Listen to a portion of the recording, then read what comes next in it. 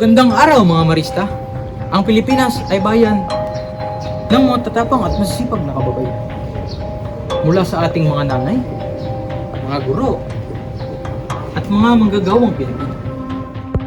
Ngunit sa kabila ng ating mga tagumpay, marami pa rin kababaihan ang nakakaranas ng karahasan sa iba't ibang mga anyo.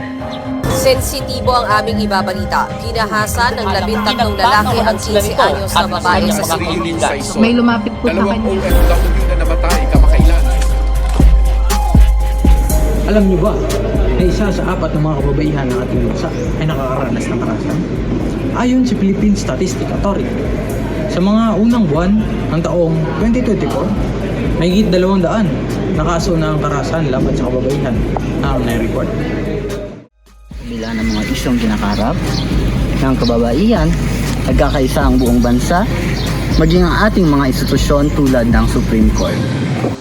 Overwhelming majority of victims of violence against women are women that Global movement to end violence against women and girls. Bale 200 countries around the world are joining it. Bakit And here patuloy pa rin ang pang-aabuso? Bakit parami ng parami ang patuloy na naabuso? Sa pamumuno ng Supreme Court sa kanilang Committee on Gender Responsiveness in the Judiciary o the CGRJ, layunin nilang magkaroon ng mas inklusibong hustisya para Mga kababayan, ang kababaihan ay hindi lamang ilaw ng ating pamilya, kundi pati na rin ang ating lipunan. Sa bawat babaeng lumalaban para sa kanyang pangarap.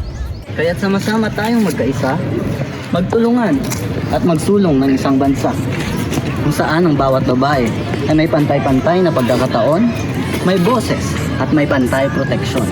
Babae, angat ka! Kayo ang pag-asa ng pagbabago.